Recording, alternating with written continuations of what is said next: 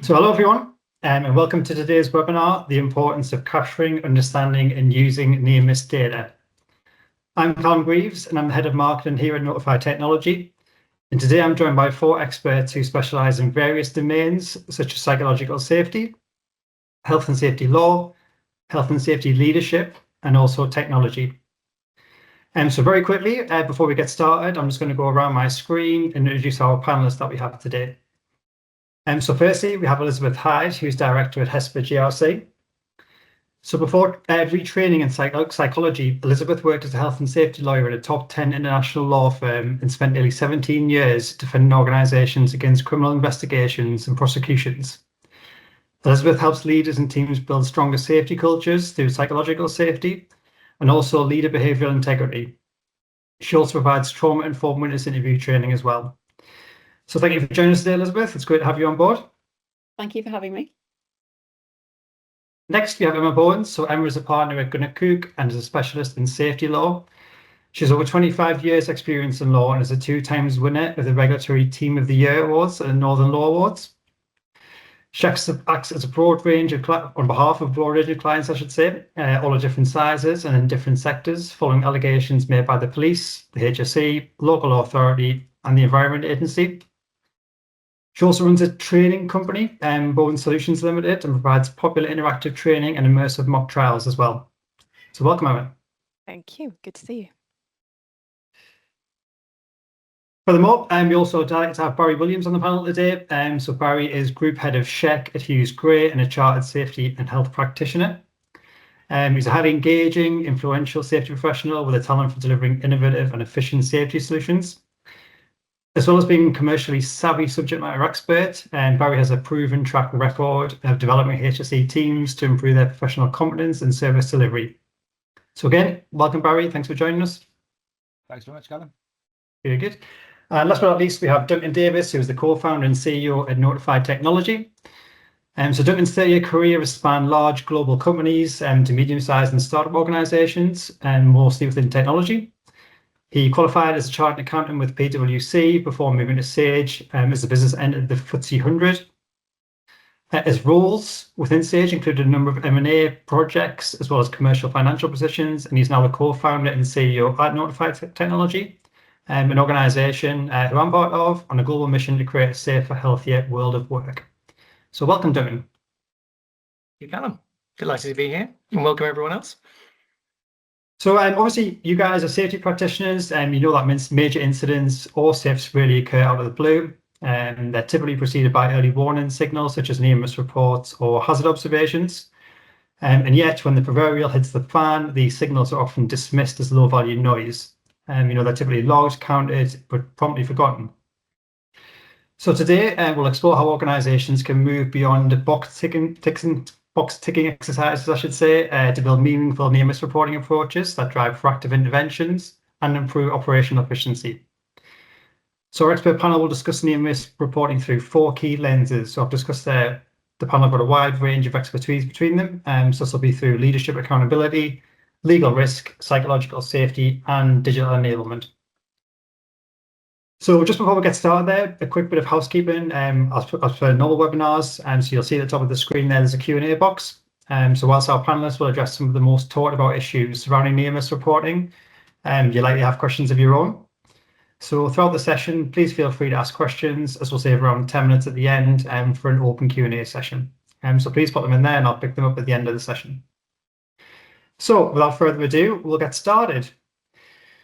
So I guess the first question we're going to ask you guys is, it's coming from a cultural perspective. So what are the most common cultural or behavioural barriers that stop people from reporting near misses, even when systems are in place? So Barry, we'll come to you first for that one. Yeah, well, I suppose the one that instantly springs to mind is having a sense of fear around what the consequences for reporting a near miss might be. So that might be fear for yourself, that might be fear for getting your friends into trouble, because ultimately if you're saying I've seen there's something wrong, you've got to take that somewhere. And that might be based on real world experience. So you might have tried to report a near miss previously and you were stung by that, or simply the unknown. You might not know what to expect when you raise that near miss, particularly if it's something that's put into a terminal or a device, you don't necessarily know where it's going, who's going to be on the receiving end, and ultimately if there'll be consequences further down the road. So that's, I suppose, a technological input. But you've also got the challenges of when you actually take it to your boss, if you're going to register a near miss with your boss, and the reception that you get from a line manager who might be put out that you're bringing them work. They might give you work to go and sort it out yourself. So you might be in that situation where you found something wrong, and then you've created a situation where suddenly you've got extra work and you have to deal with it. And then you've got to think about your standing within the organisation, where if people are if you're reporting near misses, people might consider you something of a teacher's pet or a snitch, because you're going around constantly finding these issues that you need to raise with people. So all of these things can come together in a situation where you're the ones that are finding the problem, and you might end up then getting in trouble, or you might subsequently end up finding yourself with work. But you've also got to consider some of the aspects around that technology, because for me, in my experiences, people like to separate home life from work life. So getting people to download apps onto their phone or use their own private data, actually sometimes that's really difficult. And you might inadvertently be creating situations where people can't report near misses. So if you have a security policy that means you can't have mobile phones on the shop floor, you then might need to create a situation where people can only report near misses on a break or by walking 500 meters to a terminal somewhere. So you're automatically putting barriers up there where you create more work for people. And you know, the throwaway comment people will make is, I couldn't be bothered. But what you've actually done there is you've created some barriers for them to be able to not report near misses.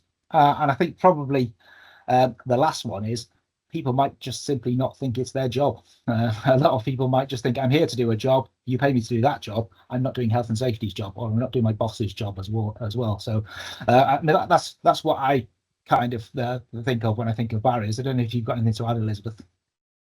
Yeah, no, I echo all of that. And certainly from that sort of psychological perspective, I think one of the key barriers is that interpersonal risk taking. So interpersonal risk isn't a risk on the business, it's not a health and safety risk, it's that personal risk of what's going to happen if I speak up. And in the context of near miss reporting, that is quite an interesting area, because people might feel comfortable reporting housekeeping issues, they might feel comfortable reporting very minor slips and trips issues, but when it comes to them reporting whether they've failed to follow procedure or failed to follow training, it gets a lot more complicated. And psychologists talk about something called the double bind dilemma, which is you ask employees on the one hand to follow systems and procedures, but then on the other hand, you ask them to report when they've not followed those systems and procedures. So it puts them in that psychological dilemma, that sort of catch-22 situation of, well, do I speak up or not? Because I might be seen to be making a mistake, and I might get into trouble in that sense. So having higher levels of psychological safety in a team is really, really important to sort of address and overcome those challenges and barriers. Other areas of psychology which are also relevant is something called discounting the future, something you see a lot of when there are investigations into major incidents. And this is where people spot that there's an issue, perhaps there's been a near miss or a problem, and they think, well, actually, maybe it won't eventuate into a major incident. Maybe it'll be okay. So they overestimate sort of or put a greater weight on that interpersonal risk if I don't dare speak up versus something which may or may not happen in the future. And a classic example of that is the Columbia Space Shuttle disaster, where a really senior NASA engineer discounted the future. He saw a risk and he didn't speak up in a senior management meeting. And then finally, areas around, I've reported issues before and nothing's been done with it. Classic barrier, well, there's just no point reporting because I've reported these near misses, no one's done anything with it. And then finally, and a really important bit of psychology not to be overlooked, is something called leadership behavioural integrity for safety. And this is essentially a fancy way of saying leaders who walk the talk. And there's a lot of research that's been done in this area, and I can touch on some of that later on in this webinar. But it's essentially, if your leader doesn't value safety discussions, if they're not interested in those safety discussions, then you'll find that individuals will be far less likely to report near misses and incidents. So something as well to look at and to consider. Emma, I'll pass over to you now if I may. Yeah, thank you. So, I mean, yeah, I would agree with what you've both said there. I guess the concerns that I tend to hear about are things like, it's time and trouble that it takes to report. So essentially the process, then also, as you've already said, the fear about the reaction that the person might get, or, how they might be perceived if they do submit in a report, and also sort of apathy. So they may feel that, nothing's going to change if I speak up. So why would I put myself in that position? And both Barry and Elizabeth have also raised a really good point about managers' response to reporting. So I've seen issues with reporting that would develop sort of unintentionally in organizations, because the background there's sort of the company is harboring this fear that they'll receive too many reports, and maybe it will look like, they're not very good at health and safety, or health and safety is not well managed. So or the other concerns they might have is that they won't be able to handle the data that they receive. So that the message they give the workforce is, do please report, but don't report everything, because we'll be drowning in paperwork. That was one of the things I heard in one organization. And so obviously you're sending one message to the to the workforce, do report, but then in your sort of in the behaviors, I suppose you're really saying the message is, don't report everything. So, but there is an important point there in relation to the concerns about having information and not actually doing anything with it, or not being able to react and review and react and act upon it. So I'm not going to sit here as a lawyer and sort of pretend that there isn't a problem there, because obviously it's really important, essential that you analyze the data and act on that information that you receive. But so it is a real risk that we have to deal with. But when this worry comes up for my clients, I would typically say to them, a near miss is a near miss, whether it's reported or not. So it will, live on in the minds and the memories of your teams. And so if something serious happens, and I've seen this so many times, that, these things tend to come up in those witness interviews with the HSE or the police during their investigation. So that sort of risk of having information available to you and not doing anything with it sort of has materialized, because, obviously it's no defense to say that, we didn't really know about any of those near misses. So yes, sometimes employees can pick up on that kind of unintentional cue that given by the organisation or the management, and that they're concerned about these reports and the way. But there is ways that we can work through that, which we're going to have a look at in a few moments, I think. But Duncan, what's your views on barriers to reporting?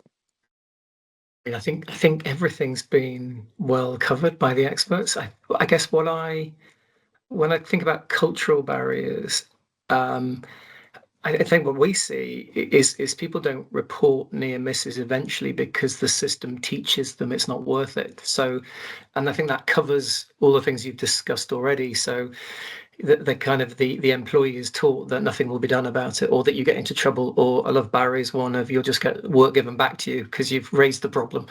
So I think that's where you often see it happening, is because over time, irrespective of technology or the process, the system in that business teaches the employee that it's just not worth reporting. I always think it's a bit, I was talking about my kids before we started, as a parent, we're really careful with our children to say, look, if you feel unwell, you must tell us. If you're worried about anything, please tell me. And there's nothing that you could do that's too wrong, that you should always tell us. And then you go into the world of work and you end up with this neurosis of, well, I can't really tell them everything, and I can't really be honest. And that's a real conundrum, I think, for businesses to crack, is building that environment where, an employee feels so, in your psychological safety world, Elizabeth, so comfortable saying, I've cocked up, I've made a mistake, or I think my colleague has done something wrong.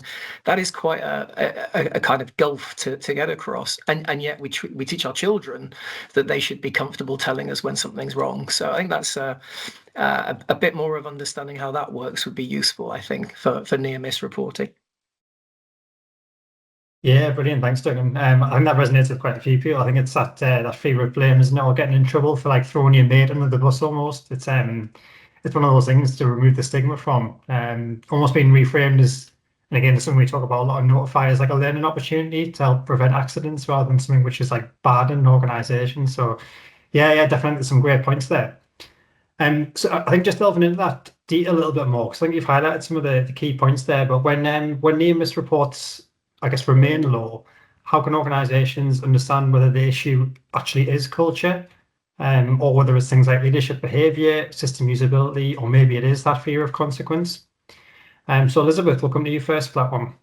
Yeah, sure. I'll defer to the others on the system usability point, because they're certainly more experts in that area. But what I would say is, if you feel in your organisation that near miss reporting is low, or maybe you feel that actually people are ticking the box and they are making reports, but you're not getting the information you think you should be getting, then I would focus on investigating levels of psychological safety, and I would investigate that leadership behavioural integrity piece. So investigate whether your leaders are walking the talk, your line managers on the ground are walking the talk when it comes to safety. So by way of example, I did some work with 2 FTSE 250 companies when I was completing my master's in psychology a few years ago. So it was an academic piece of research, quantitative research.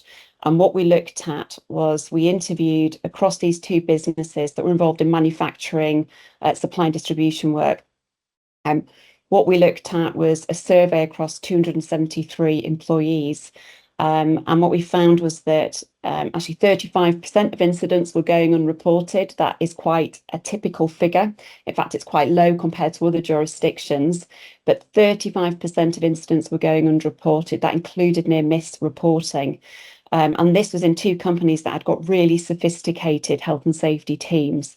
And what we found was, with the teams with higher levels of psychological safety, incident reporting was going from 74% to 85%. And where the teams had higher levels of leadership behavioural integrity, so where leaders were walking the talk, incident reporting went from 71% to 90%, because those line managers were seen as taking safety seriously and seen as valuing safety discussions. So those would be, in my view, sort of good areas to look at to address this issue. Over to you, Emma. Yeah, thank you. So I think really for me, the first point is going to be reviewing your reporting systems to make sure that they are user friendly. I mean, obviously that is going to be very important, but for me, the main point is really talking to your teams about this.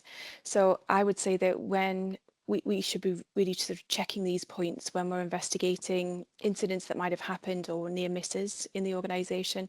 So, you know, when a serious incident happens, I will go into an organisation, investigate and speak to witnesses.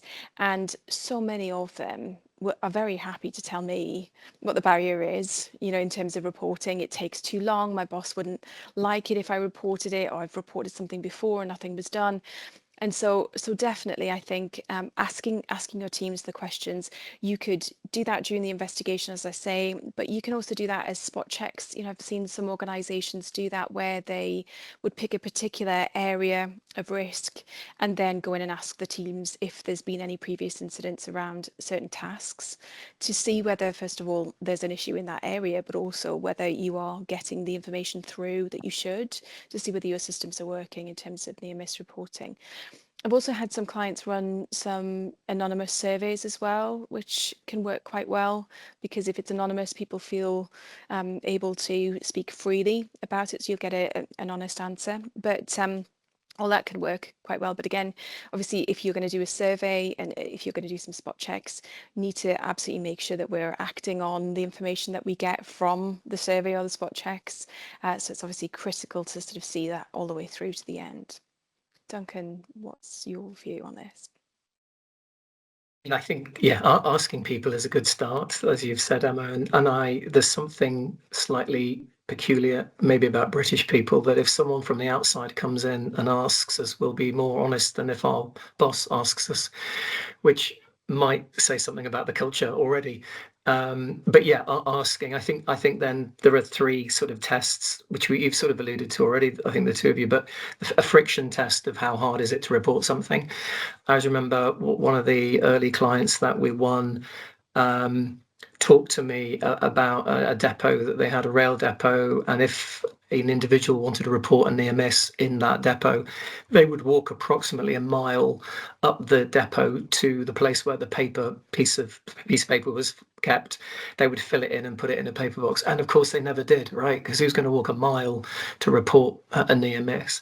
I think the other one is trust. A bit back to what Elizabeth talked about, but are you trusting anything's going to be done? And then the leadership test, which is slightly different, but again already been covered in terms of is anything done about the problem that you've raised. And I guess synthesizing that, as you might expect as an accountant, I like the numbers. I think you can really quite simply test things like how long does it take to acknowledge a report. And if I report on Wednesday and in a month's time somebody says thank you for that, the whole value of my my buzz of having something listened to is kind of gone. And then the other measure is the time to close. So I'm a big believer in actions, and I'm sure we'll come to that, but how quickly does something get done about the thing I've raised? If it gets fixed that week, I'm incredibly motivated, not only about my near miss reporting, but how valued I am as an employee. And you can track those things fairly easily in any sort of system. So I think tracking those two, how long does it take to acknowledge, tells you something, and how long does it take to get an action closed, tells you something else, certainly from what I see in our data. Barry, what about in the real world where you live? In the real world, I mean, I think the first thing I'd say, just to caveat the question slightly, I wouldn't necessarily panic if you have low numbers of near miss reporting, because I think Emma made a very good point that actually near miss reporting is only useful if you can do something about it. So there is that big piece of saying actually a lot of this might be about quality as opposed to quantity. And I've had situations before where particular parts of the business I've worked in have really gone after the numbers. And you can see that whilst they are generating numbers, you do have to ask yourself the question, what is the value that's being returned? And I did some work into looking into the data, because I do love data. And I could see one of the managers, who was a particularly high reporter, had spent probably the best part of an hour and a half at their desk simply inputting near miss reporting. And you kind of got to say to yourself, well, if I've got an hour and a half of a manager's time to be able to do health and safety, I'd probably rather they weren't sat at the desk. I'd quite like them to be walking around. I'd like them to be talking to people. So I would have fewer near misses if it meant that I had more engagement at that site. So I think that's the first thing. Don't panic. The next thing I would say, that actually one of the big, I suppose, whether we call it cultural leadership, is actually manager time available to be able to deal with these near misses, because there's only so much time and there's lots of conflicting priorities. And unless you're really rewarded just for reporting near misses, actually other things will take priority, and you kind of have to accept that sometimes. And just from the point of view of colleagues, I think one of the things you have to face into is, whilst talking about near misses for us is bread and butter, actually to a lot of colleagues, they might not necessarily understand what the near miss is, or they may even be risk blind. So they might be in a situation where they see people doing things, and that's just the way things are done around there. They don't even realize that it's a problem. So as part of your interventions, you can actually say, this is a near miss, and these are the sorts of things that get covered as near misses. So there's that little bit of, and I'm conscious I'm coming across as a safety professional now, but information, instruction, supervision and training, where you are saying to people, this is exactly what the sort of thing I'm after. And it might just be a case of it being skill and not will. So you need to educate people. But I think a lot of this has already been covered in terms of how you can target those low reporters, and that might be a targeted intervention of finding sites that don't report near misses and actually going to them and finding out the information, carrying out focus group against groups of colleagues, and then I think the other things that I've kind of all been spoken about, how you can measure this. But the other big thing I would do is actually do some observations of supervisors and find out whether they're role modeling behaviors, whether they're actually observing near misses and then reporting them. Because if they're not going to do it, it's hard to expect colleagues underneath them to be able to report near misses as well. Yeah, brilliant, Barry. Yeah, lots of good points there. I think across the panel, I mean, the main takeaway for me there is, I think it's that closed loop feedback thing. I think it's almost like identifying what the issue is, and then being able to use that data to act upon it to then train your people, and determine whether that's like a training gap in what it is, or how it's particularly used, or then what's being done about something. And I think those three key things are really big in terms of like improving those rates, but also increasing the, like you say, Barry, the quality of them as well. Because I guess it's all well and good reporting thousands of near misses, but if there's like this, it's just the same thing, or the quality isn't there, you can't do anything about it, and then I guess mitigate that risk going forward. So yeah, so some really nice tips there. Cool. Well, delving into the next question. So, how should organisations respond to near misses in a way that does build trust? I guess in a way that demonstrates accountability and reduces risk without creating blame, or I guess from your side, like legal exposure. Yeah. So we'll come to you first on that one. Sure. I mean, firstly, despite what we've just said about quality and quantity of data, but firstly, I quite like to see an open reporting process and system whereby you're asking people to report hazard spotting as well as near miss reporting. Like a formal near miss. I think, I can appreciate that can be really challenging for some organisations, especially if you employ a lot of people, you receive a lot of data, and I do fully understand the complexities of that. But I do have some clients that are extremely, large organisations that this works very well for them. But, I think for me that this kind of information is just so important.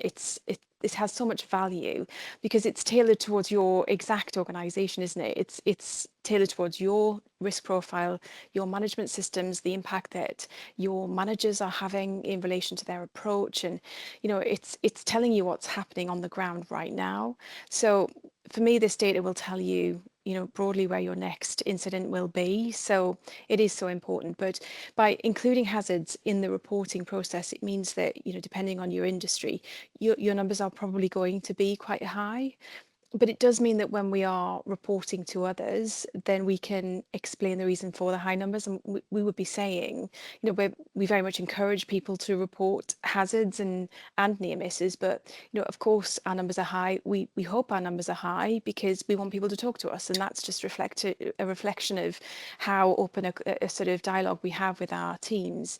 And so, it's a much more positive way of describing and explaining the sort of high numbers, which can sometimes get over that fear that I talked about in the beginning, where people are very concerned about having these high numbers. But if you're including hazards and concerns as well, then that can help to explain that, and also you get more valuable information as well. You mentioned trust as well, Callum, just briefly, and obviously I think a key point to this is something that Duncan had mentioned. It's just making sure that people can see that there is some change or some movement or some processing of the information. And I think, lots of the time when I speak to people, they just say, oh, well, I mentioned X, Y, and Z, and it clearly took a lot for them to say it. And then nothing happened at all. There was no mention of it and no changes. But so that, and I appreciate, obviously, if you're getting a lot of reports or hazard reports, you might not be able to address every single one. But you might be saying to people, we've reviewed 5 processes, or we've made 5 changes, or whatever, over whatever period, as a result of what you've been telling us. And for me, that builds trust and engagement, because you've got that two-way process. People are giving you the information and you are doing something with it, and people feel like they've been listened to. Barry, I'm sure you've got some examples of how this works in practice. Yeah, I suppose that the thing that really caught me about this question is how you avoid legal exposure. And I think sometimes you can't. You have to just face into the fact that as health and safety professionals, we sometimes wear 2 hats. On one hand, our job is to protect the organisation. On the other hand, we're there to protect people. And you do kind of have to walk the line between saying, actually, where it is a latent or organisational failure, you have to call it out. And when it's an individual behavior, you have to call it out, and walking that line does mean that sometimes, if you're absolutely honest, you'll be in a situation where your report or a findings of a near miss would say that there were organizational failings. And I think that the point you made, Emma, is a really good one, where I think regulators get it if you explain that you like to report near miss reporting. At the same time, though, I mean, regulators have a job to do, and part of that regulator's job is to paint the company in a bad light, and it is to maybe try to find out, to push culpability as high as possible in sentencing, and that can really mean that if you've got dormant near misses that are lying in the system somewhere, that can be really problematic. So I think the first thing you've got to do is make sure you take actions, and you take proportionate actions against near misses to be in a place where you're able to tackle risk. I think you've got to be able as well to create a culture where you've almost got that just culture. I think you mentioned your kids earlier, Duncan, where you're in a situation where if something goes wrong, I often say to my kids, look, I don't mind, but just tell me. And then at least you're able to face into that problem. And I take a similar approach when I'm investigating incidents within the organization. I do say, I'm just here to find out what's wrong, and I can't help you unless you give me all the information. And I think that can be the right approach with near misses, that even if people do an unsafe practice, as long as they're honest and as long as they come to it, I think you can look at it differently from a disciplinary point of view, and you can approach it with a far fairer mindset, because you know something, because you know they're reporting it to you. I think that probably fits into your psychological safety piece, Elizabeth.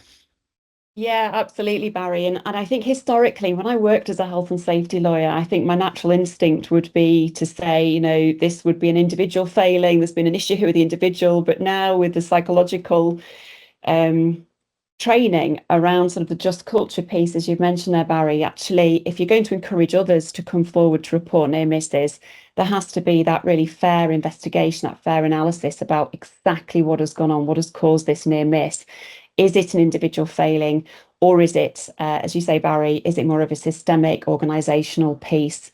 And I think it's very easy sometimes to jump straight into the individual failing point rather than looking at mistakes and errors as more complex issues. So I think I would very much talk about, in terms of responding to this answer, about building that trust is, you know, responding to near misses as a good catch, thanking employees, responding productively when people do come forward to report an issue or report a near miss, never naming and shaming. I was speaking with a health and safety professional the other day who talked about how within their organisation people are very reluctant to report near misses or minor incidents because the toolbox talks that are rolled out are so humiliating to the person that's reported the incident. Nobody wants to share issues, so that you know, not naming and shaming is really, really important.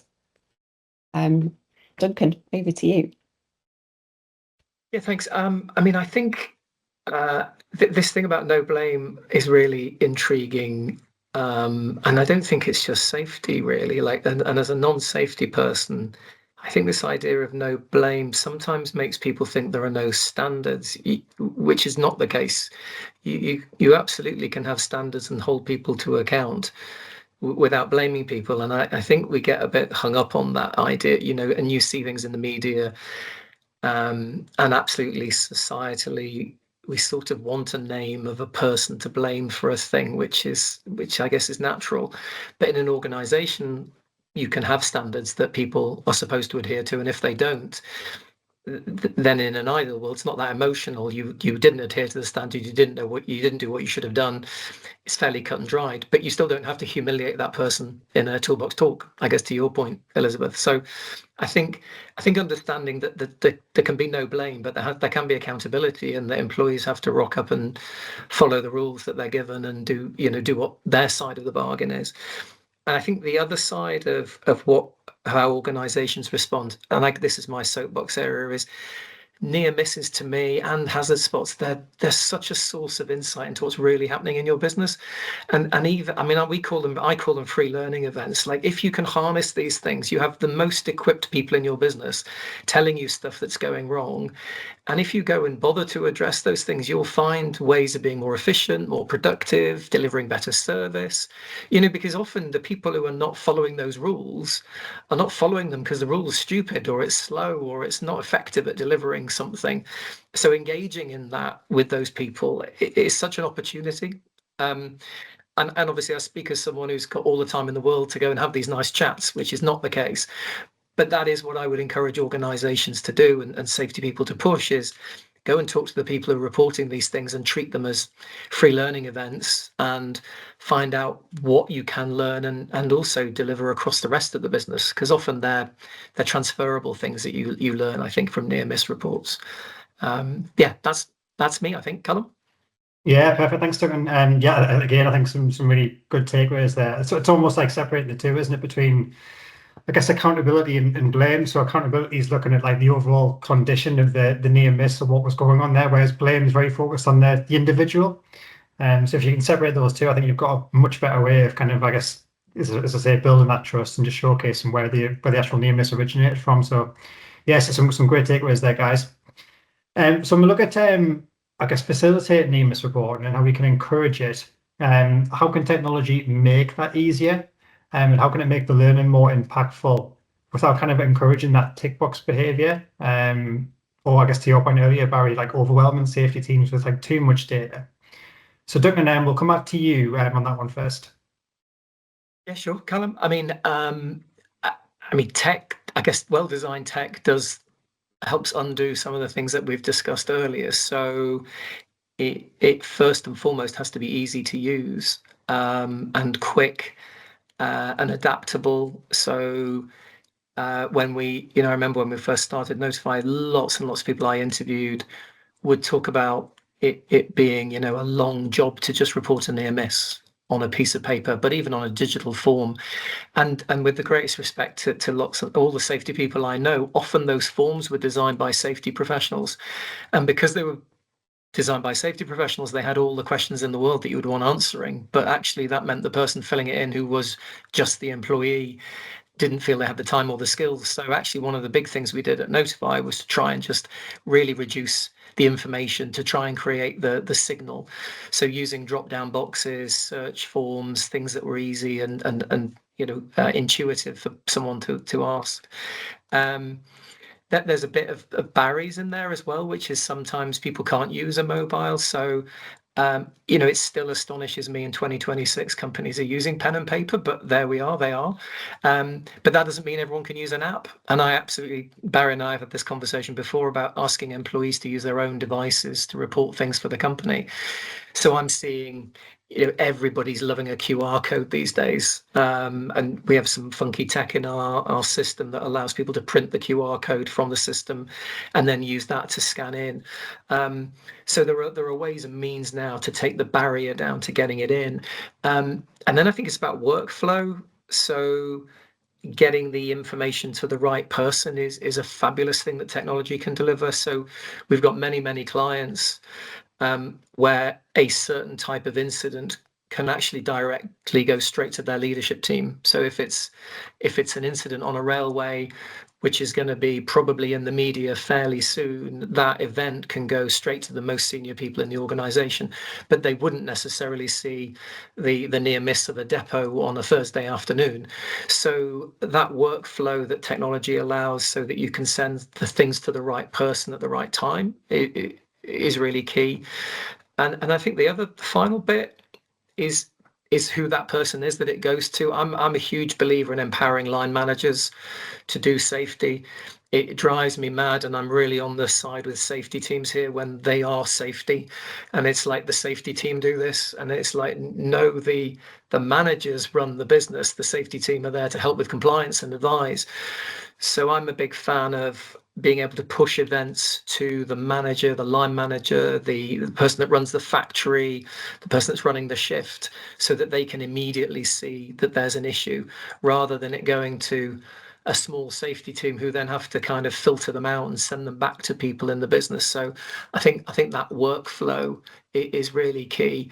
And then there's obviously the dashboards and the data that you can get from technology to help people see where their issues are. I always remember a conversation I had with Barry quite a long time ago now, where he was describing near misses as being like a step. You would see a near miss happening quite regularly. You would then tackle that one because you have your toolbox talk, you do your training, and that goes. Then another near miss starts to emerge because there's something else, and then you get rid of that one, and so on. And you're constantly looking at these steps. And again, visualizing that with dashboards, I think is a massively powerful tool that you just can't get with pen and paper. It just doesn't work that way. You can't get it in real time. So I think that bit is key from my side. Barry, I might have nicked some of your lines there, but over to you for how you use technology. this is why I enjoy working with you, Duncan, because basically I can just have a load of good ideas and they become a real thing. So I'm happy with that. I mean, I think the first thing that I would probably say is, as a safety profession, you kind of have to go to the first principles of what we do. And ultimately, our job is to put together a safety management system with a framework of rules and systems and processes, and people are expected to find that. So when it comes, to follow those systems. So when it comes down to near miss reporting, generally speaking, you probably shouldn't be being surprised every day. You should be in a place where you should be able to effectively triage that data and be able to say, well, what is stuff that I already know about, which indicates there might be localized issues around following rules, which can be dealt with, as Duncan says, toolbox talks. And where are my new risks? Where's the things I haven't necessarily faced into that I need to solve? So if you can find a way to effectively do that, that can really move you on from the point of view of improving safety. And that would really make your near misses easier, because we go right back to the first question, which is people will see a feedback loop of saying, I've reported a near miss, it's a new problem, they've taken notice of it, and they've dealt with it. And so therefore you can, if you can effectively triage like that, I think that's a real opportunity where as an organization you can move things on. The second thing I'd probably say is try and avoid duplicate codes, because if you really want things to be easier and more impactful, if you've got a situation where people can say something else or not on the list, they will use that. And so that just then means that all your data falls into a big black hole and there's nothing that you can really do about it. So you kind of, you're then scrabbling for information, or you're having to read things line by line. I would also say that I think people can feel more that things are easier and they've got more impact if they can take some degree of ownership. So whilst I said earlier, kind of people are a little bit fearful of having work given back to them, if you can flip your mentality more to a sort and report, so you actually say, I saw this, I dealt with it, I'm letting you know. You can almost create safety heroes amongst your population, where that becomes data that's really worth shouting about. The number of people have said, you know what, I've potentially stopped 5 injuries today because I've been going around, I've been looking for issues, and you're able to create that system where people will stand up and be counted when it comes to dealing with issues. And I think that's what will really get rid of that tick box mentality. The fact you're encouraging people to deal with things. That's what I've got to say. Elizabeth, I don't know if you've got any bills on that. Yeah, thanks, Barrett. I love that phrase, to create safety heroes within the business for those that have reported. I think that is a fantastic approach.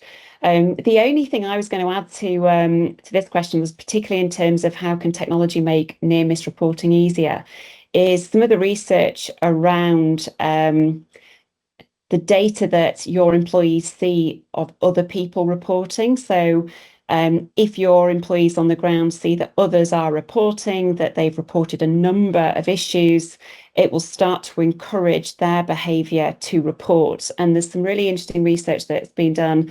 I think the psychologist's name is Tali Sharrett. She's written some really interesting books in this area. And there's a really interesting bit of research around doctors and them not pre-COVID, not washing their hands in between seeing particular patients in a hospital environment in the US.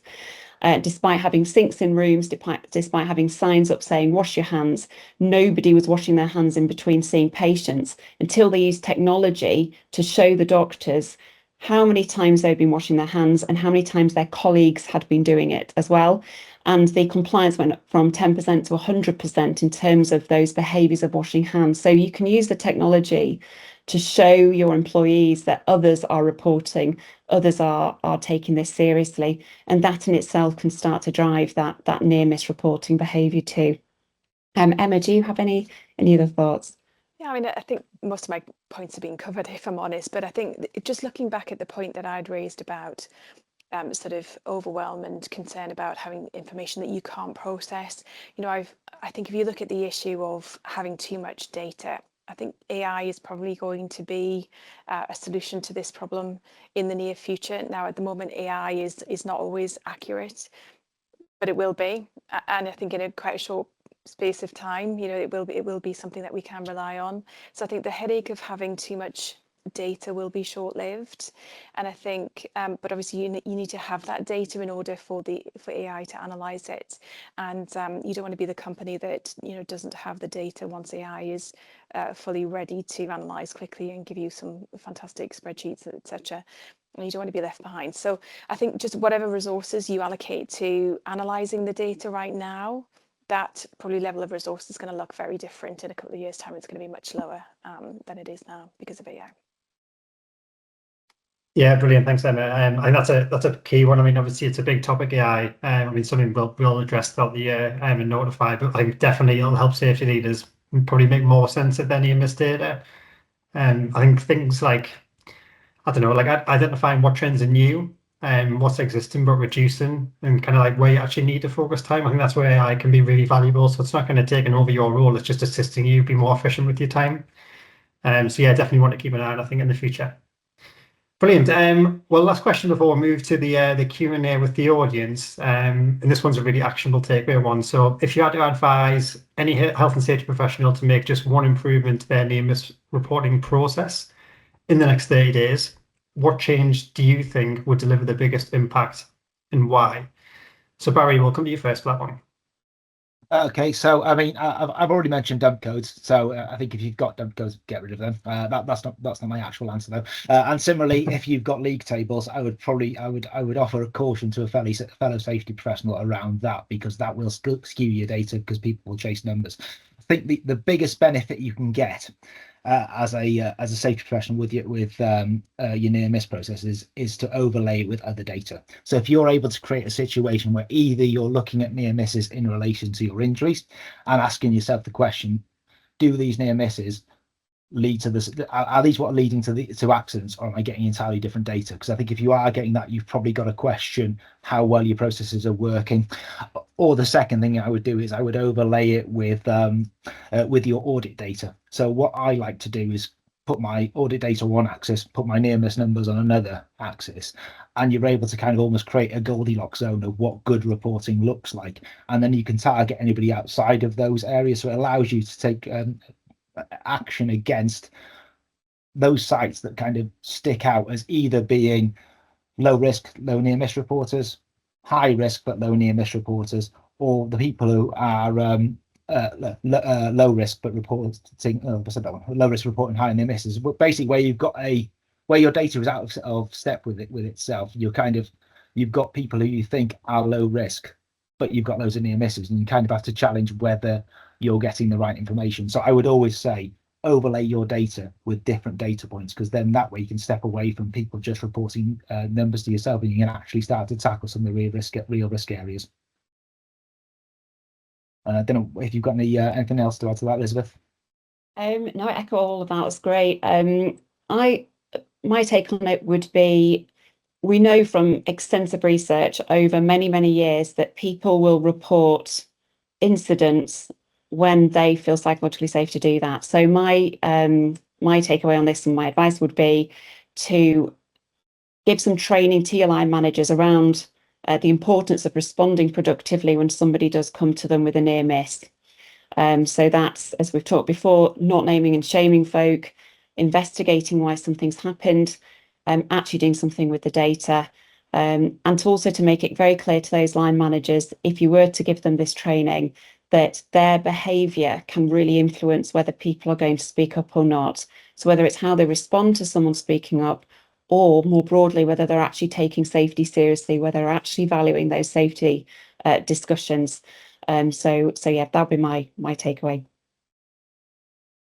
Yeah, I think mine probably would be about something about sort of the way you're recording the decisions that you make. So I've had a number of cases where clients have had previous near misses, but they decided not to take any action as a result of those near misses.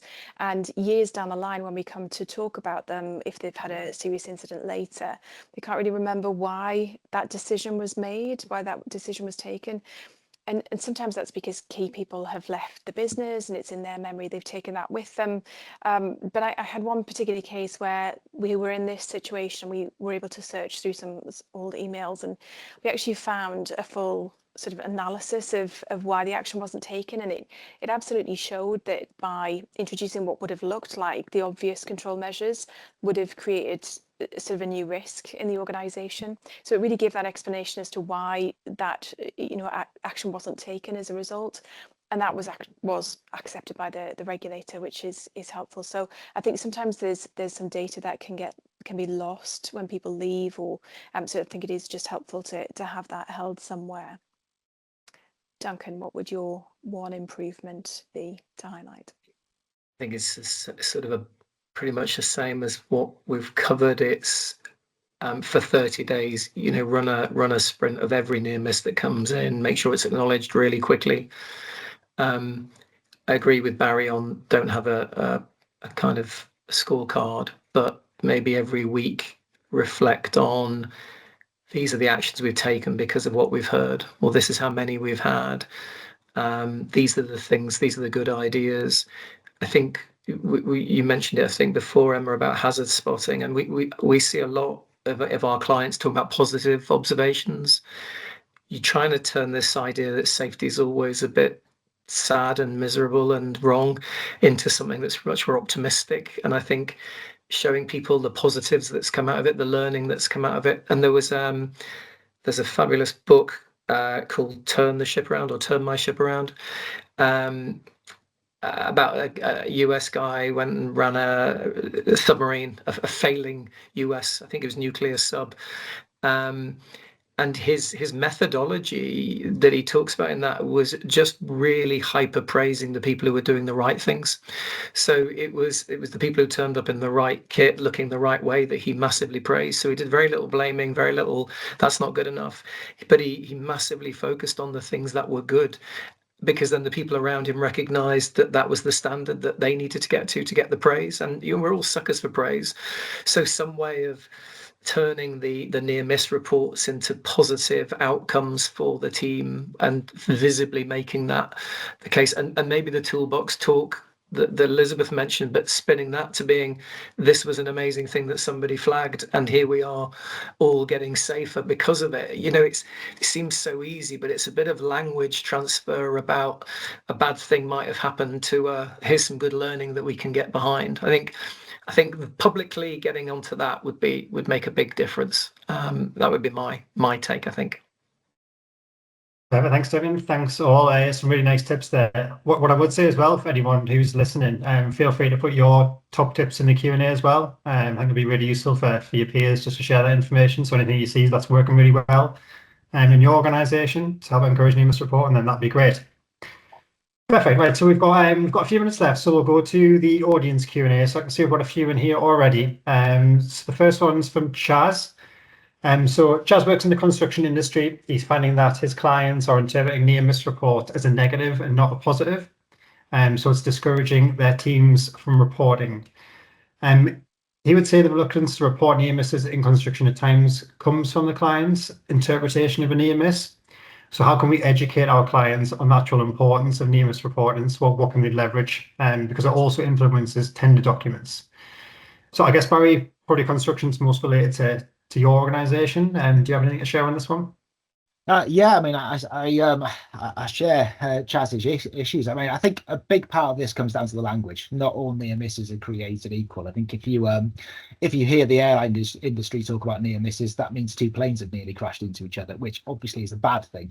Whereas we could be talking about it in the context of somebody sees a hazard and removes it. So I think that's really important to make that distinction. And dare I say, with some of these things, Chaz is probably a little bit hamstrung, because there will be a box on a tender that says how many near misses have you had, and part of this might be in how they categorize their near misses from hazard spots, and how they go, actually these are true near misses.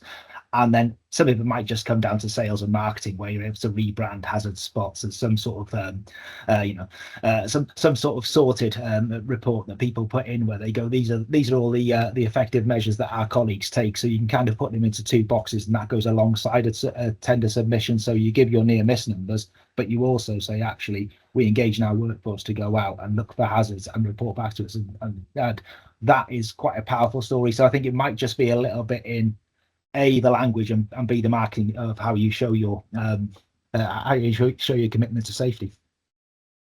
Just to echo that, sorry, Callum, but just to say that my answer would have been exactly the same as Barry's there, because I think putting it through that filter of what is an actual near miss, I think is really helpful. And then you can, in terms of the tender question, you would be setting out exactly what you say is the definition, and we've had X number of those. So yeah, that is a great answer as far as I was concerned there.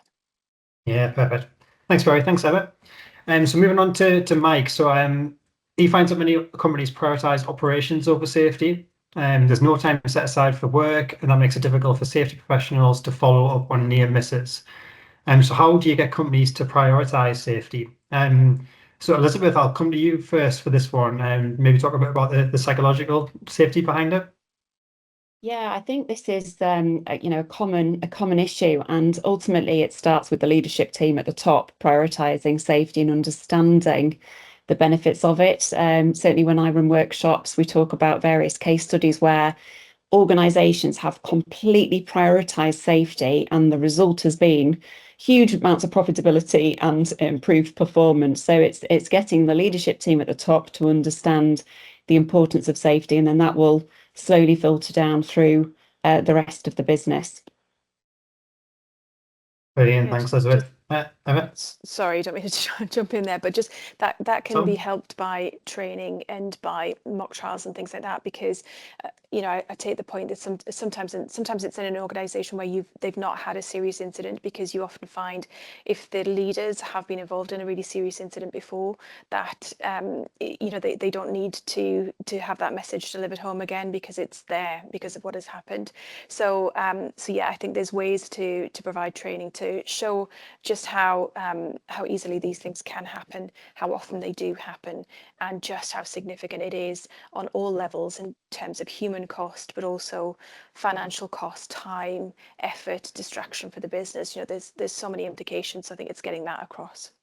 Yeah, absolutely. On that point as well, Callum, Emma makes, there's a bit of it's just hard to quantify the cost of failure until you've failed. I mean, there's nothing like somebody who's had someone die in their business to be looking for things to fix their health and safety. And it's such a tragedy, I think, that often is the thing that comes after the event. But of course, how do you get someone to feel what that's like before? And that enters a whole world of hard sell and ambulance chasing and things like that. But that is the reality. I think this is also, though, and back on an earlier point Emma made, where AI can make a big difference in that time problem, where safety professionals and safety teams can absorb a lot of near miss data, and it doesn't take long to see where the little nugget is in the noise. But beyond that, it's also a bit of a like all functions. I don't think health and safety gets to sit there and say we get a hard time, because lots of compliance functions don't get loved in businesses that are chasing profits and sales and things. So some of that's the selling of what we do. So we help you have fewer lost time incidents, which means that you have more productivity, which means the business can make more money. Drawing that link between what safety people do and what the business enjoys is really key as a skill for safety people to get right. I think that helps shift the priority. It's still tough. I totally get that, Mike. Yeah, absolutely. I think one I suppose final build on that, because senior leaders don't often need convincing around the importance of safety, because it's one of the few things they can end up in prison for as a named director. This might be aimed at kind of more of a middle management. So one of the things I would say there is, if you can find a nugget within your near misses, something that will save an operations times, make them more resilient, just because somebody's reported something, and you can make that land. That's when you can start to get energy from getting ideas from the shop floor, because that's where the best ideas are.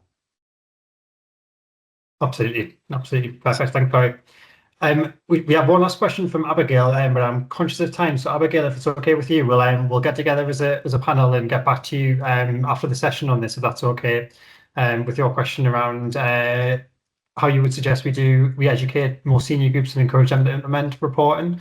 So we'll come back on that after the event. But I guess for now, because we're out of time, I'd just like to say a quick thank you to our panelists, and obviously to you guys for joining today's session. We hope you found it very useful. Obviously, for ourselves at Notify, if anyone would like to get in touch and learn more about our software and how it's engaging teams, whilst also servicing insight to help you proactively manage risk, and you can head over to our website, notifytechnology.com. Also here at Notify, we host a lot of webinars to kind of help you guys get 1% better in your day-to-day roles. So our next webinar is scheduled for next week, actually, on the 11th of May. So Duncan will be joining us again with our head of product, Alex Nichol, and also 2 safety practitioners, Robin Dearden from Menzies Distribution, and also Liam Simpson from Premier Technical Solutions Group, to discuss how you can use data and insight to proactively manage workplace risk. So I guess this is an add-on from today's session. This webinar will be hosted in conjunction with the organisations of the health and safety event, so the event that's at the NEC in April. So make sure you sign up today if you haven't done so already. So thanks again for joining, and I hope you all enjoy the rest of your day. Speak soon.